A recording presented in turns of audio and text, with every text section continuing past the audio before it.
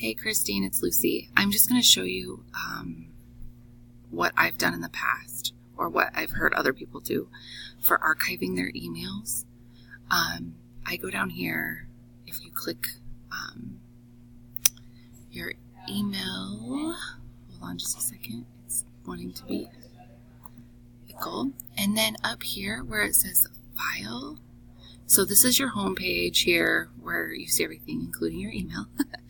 And if you click file, there's a cleanup tools button.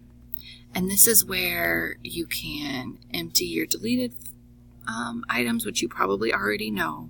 But then this is also where you can archive those emails. And I'm not sure if that's the way you're doing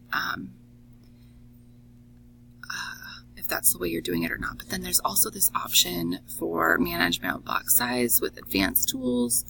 And so there's some other options here for cleaning up the email a little bit. If these tips don't help you, please let me know. I'm helping with the iPad stuff today, but I thought I could at least send you this little tip if you hadn't seen this part of things before, and you just back out of it and then you're back at your home page. So this is home, go to the file, and then clean up tools, and that might help you a little bit. All right, I'll see you later. Bye.